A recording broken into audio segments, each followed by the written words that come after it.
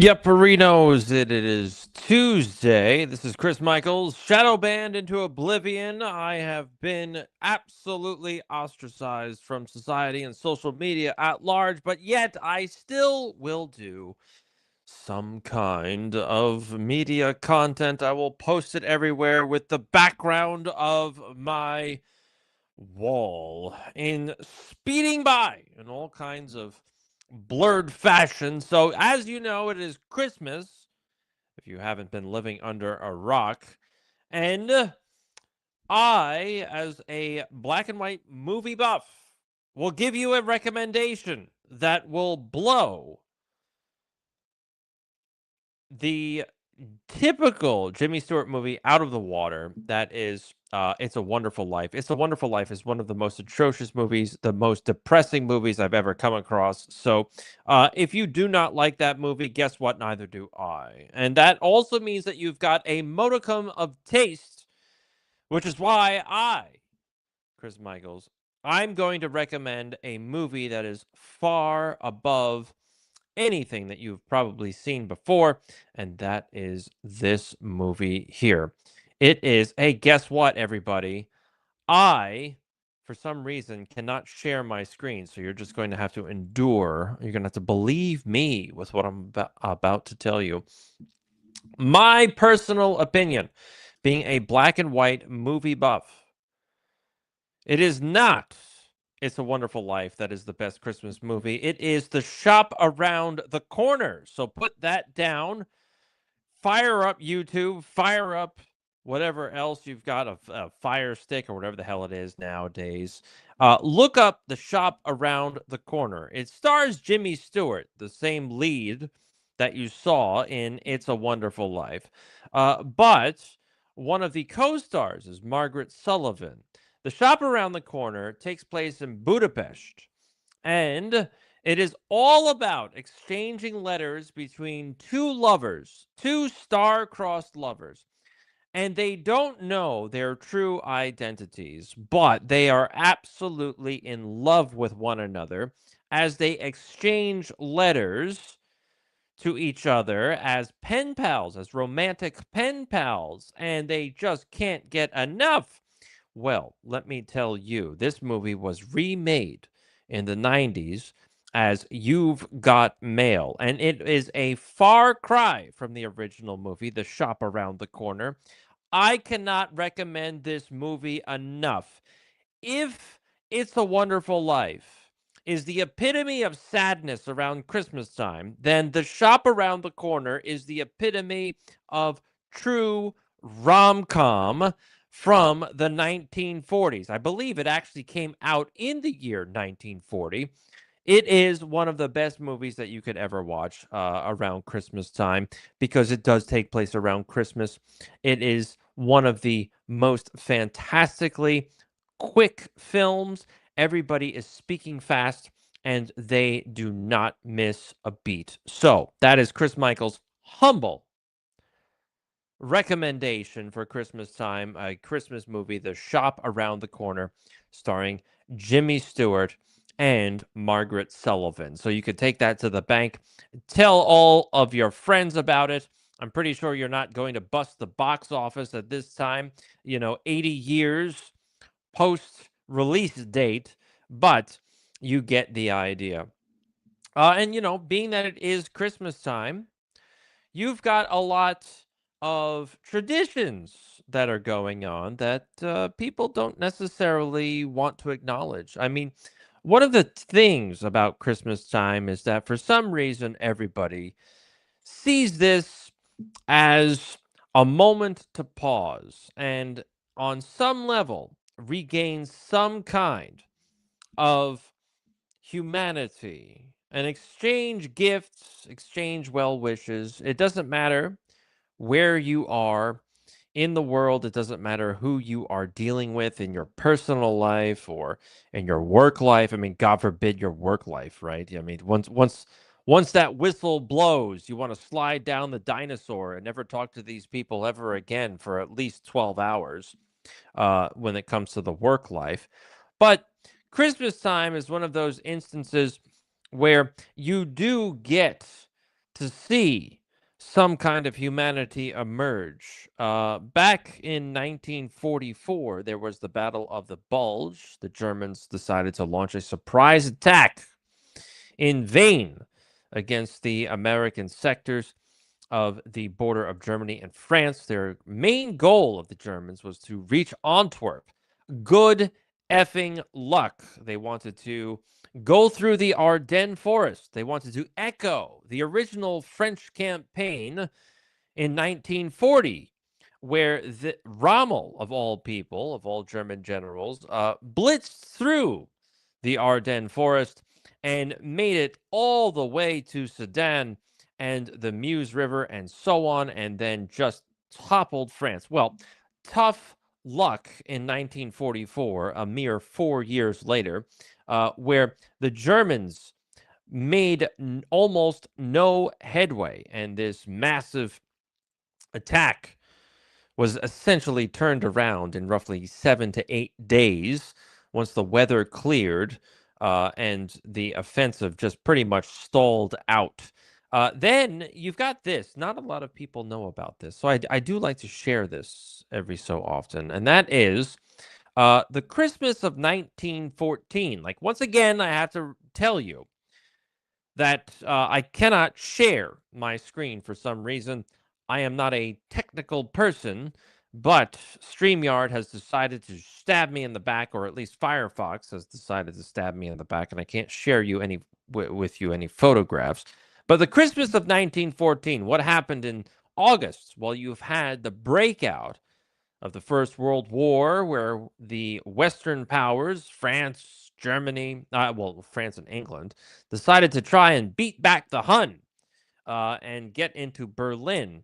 And all of the propaganda was all about saying that we can make it home before Christmas. All we have to do is just make it to Berlin. And then the Germans said pretty much the same thing. Just as long as we get to Paris by Christmas, this whole dastardly war could be over. Well, in the Christmas of 1914, you had a truce break out all across the Eastern and Western fronts. The most notorious truce that had the high commands of both sides up in arms occurred roughly encompassing 100,000 British and German troops, where they decided to essentially lay down their arms and say, hey, you know what, it's Christmas time. Let's not go too crazy over all of this. And there were informal secessions of hostility all across the Western Front. The Germans even placed candles on their trenches. They've erected Christmas trees, and they used to sing Christmas carols. Now, knowing that it is World War I and the trenches were not too far distant from one another, the British decided to respond in kind by singing Christmas carols of their own. And then soon enough, all across no man's land, because in World War I, you had the two trench lines, and then you had no man's land in between. All across no man's land, you literally had football matches breaking out. Yes, the Germans and the British decided to play soccer in Christmas time of 1914, and it was something to behold. Everybody on the high commands and the general level, they were all upset about all of this. There should be no fraternizing between both sides. There was actually, starting in November of all months of 1914, a daily truce between the British and the German soldiers, where it was roughly 30 minutes per day in the evening. And what they decided to do was exchange newspaper articles from either side, collect wounded or collect dead from the no man's land area, and also just apparently, according to these accounts, just to see how the other side was faring along. So it's once again this Christmas time that brings out the best in people. And Even during the depths of war in 1914, the war to end all wars, there was still some slice of humanity that managed to emerge from both German and British sides. The French side, well, the French were a little bit more frosty to the Kaiser, and it took a little bit for the French to warm up to the idea that you should have a Christmas truce, but ultimately they did succumb to the holiday spirit. Once 1915, 16, 17 hit, then that all changed. And it also included rotating units from the front lines because, despite the fact that the Germans and the British and the Germans and the French were fighting one another, there was a certain level of familiarity going on between the units that were opposing each other from the opposite sides of the trenches. So even though they were trying to kill each other, they still had some modicum of humanity between each other, and they decided to communicate and fraternize during lulls. So this was not allowed, and ultimately they started to rotate units out of the trenches and so on and so forth, so that this kind of camaraderie, despite the fact of being on opposing sides, doesn't develop even further. So it's one of those instances where you should really read about that whole instance that occurred in the Christmas time of 1914. And of course, as you delve into the Christmas spirit overall, you have to look into the origins of it, and that relies us upon observing Saturnalia, which is the ancient Roman festival that honors the god Saturn. It really starts essentially on December 17th. However, as we go along in history, that kind of bleeds into December 25th, where it is now supposed to be the birth of Christ.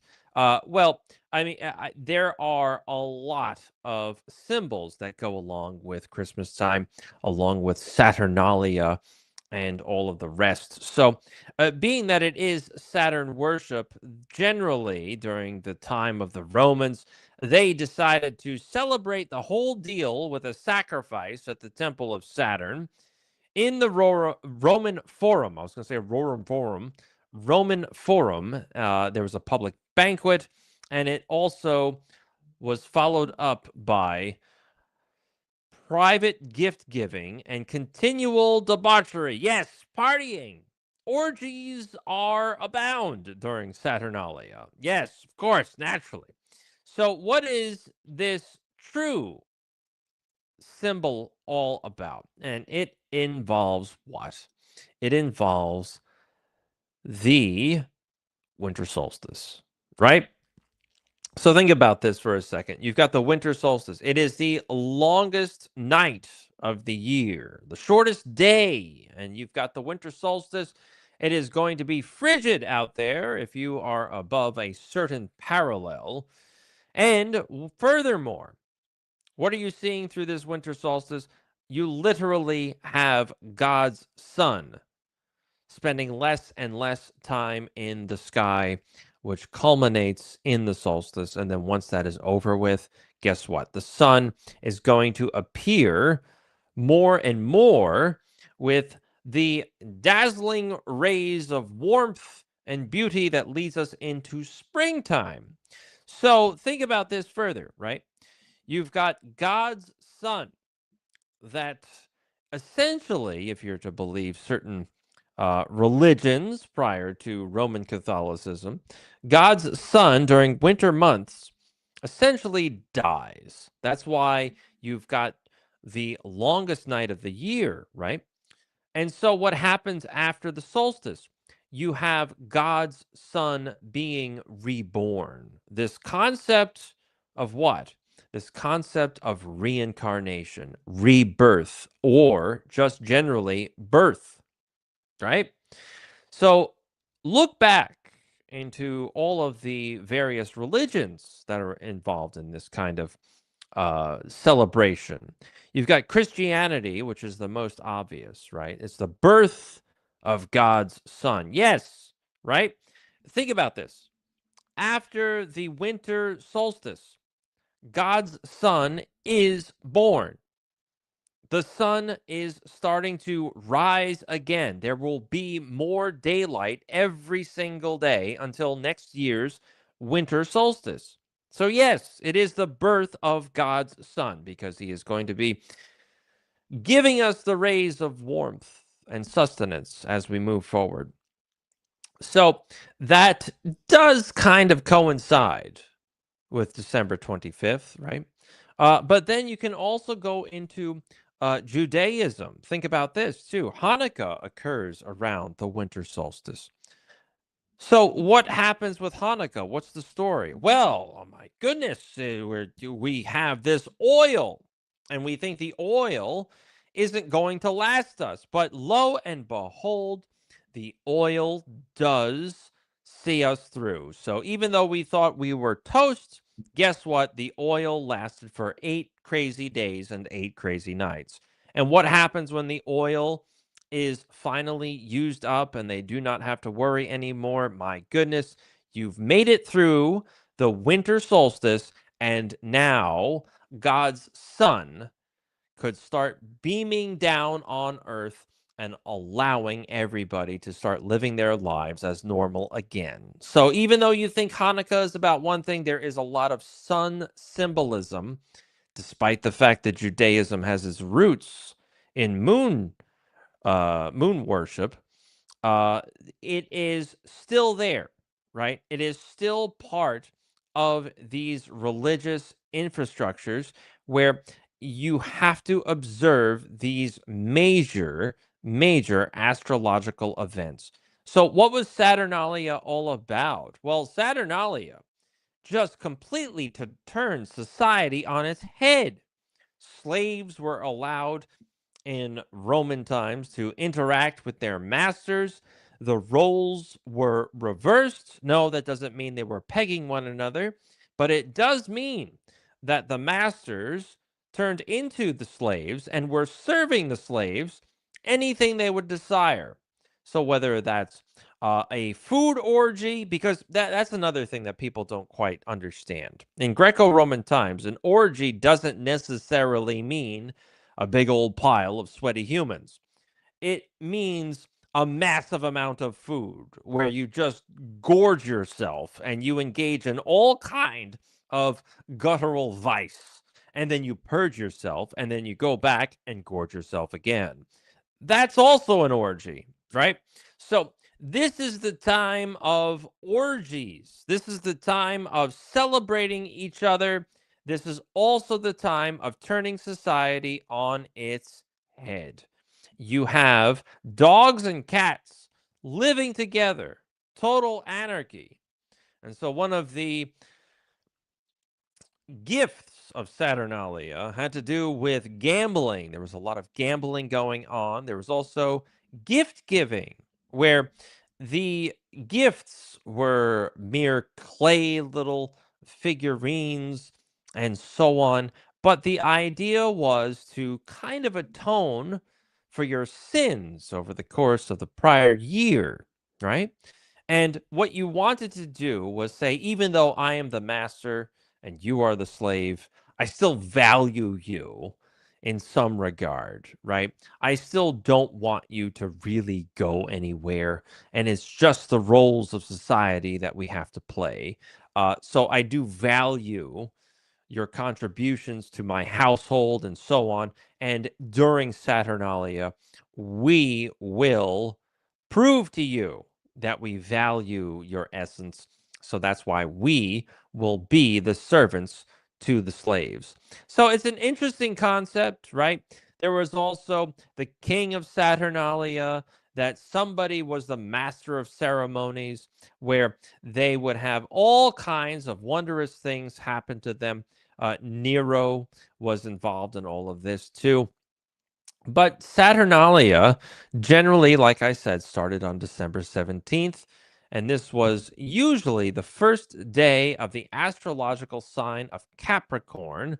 The house of Saturn, the planet named for the god, right? And its proximity to the winter solstice was endowed by various meanings by both ancient and modern scholars. For instance, according to Wikipedia, the widespread use of wax candles could refer to the returning power of the sun's light after the solstice. It's exactly what I told you it would be. Now, the interesting thing about all of this, about all of Saturnalia, right, is that there are some modern day science fiction hints that Saturnalia and the mere presence of Saturn is a lot more important than you think. Okay. So let's go to Arthur C. Clarke, sci-fi extraordinaire, author of 2001: A Space Odyssey. If you saw that movie, I do recommend it. If you are going to see it, realize that you probably need to be on mushrooms or LSD to fully comprehend the whole film, especially towards the end. I don't necessarily recommend you doing that, but if you want to get the whole purpose of that film, you probably need to do that. So, Arthur C. Clarke decides to let the cat out of the bag in a few ways. And that is at the end of the film, spoiler alert. So, if you haven't seen 2001: A Space Odyssey, I'm going to let you know what happens at the end. Jupiter becomes a star. Jupiter becomes essentially Sol 2.0, and Earth lives in a binary star system. So not only do you have God's sun, but you have God's twin sun. Now, Arthur C. Clarke, you have to understand, is extremely advanced, and he probably has access to a lot of esoteric knowledge. Arthur C. Clarke is not going to give you the true story. Arthur C. Clarke is going to push you to the side, say, yes, this is mostly true, but he leaves off or alters one final detail. And it's not Jupiter that is the binary star. It is actually Saturn that is the star, at least in occult mythology. And Saturn's flames have been squelched by what? By Saturn's rings. Now you kind of understand why there are rings around Saturn and why we no longer observe Saturn as God's son. There is a lot of symbolism that goes along with all of this, but the fact remains is that the Greco-Romans understood this concept, or at least not necessarily understood it, but observed it, and they made a holiday out of it. If you wanted to actually get to the true start of the year, it ain't January 1st. Sorry to tell people, but it's more along the lines of what? Of March. Why do I say this? Because guess what?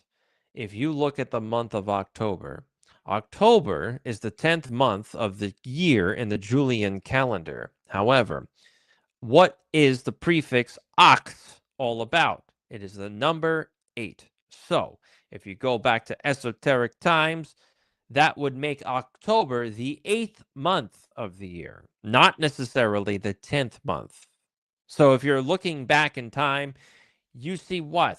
You see the beginning of the year actually correlate to the beginning of spring, which to me makes a lot more sense. Don't you think? The new year starts with the rebirth of nature, not necessarily the rebirth of God's Son, because God's Son, esoterically, is in the heavens, and mankind deals with the more mundane here on the earth plane.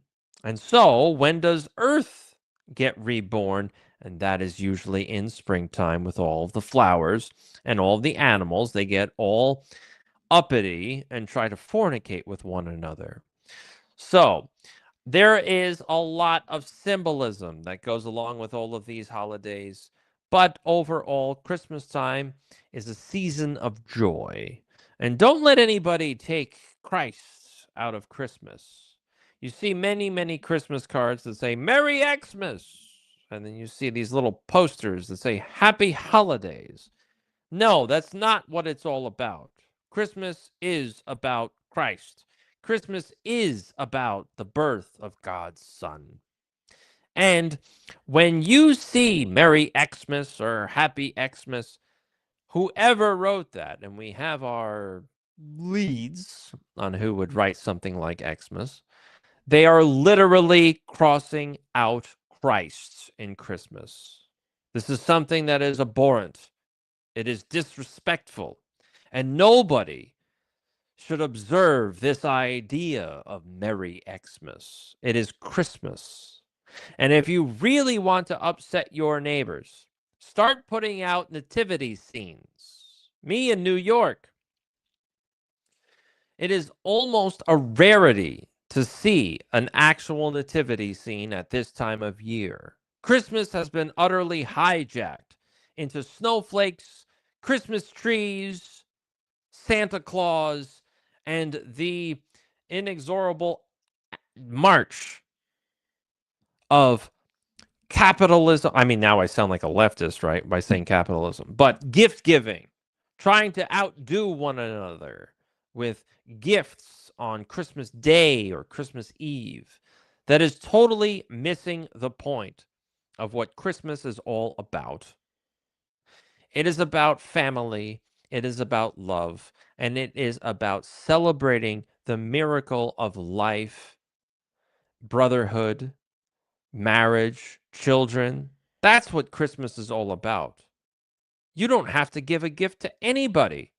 And I've maintained for years that I like Thanksgiving more than Christmas because Thanksgiving is far less stressful than trying to find a gift, trying to maintain some kind of standard, especially if you are single. You have to sit there and compete with other suitors to find the best gift possible, and so on and so forth. It's just a monumental amount of stress that doesn't amount to a hill of beans. Christmas should be like that. Christmas is all about finding your true home and observing what truly brings light to your inner circle.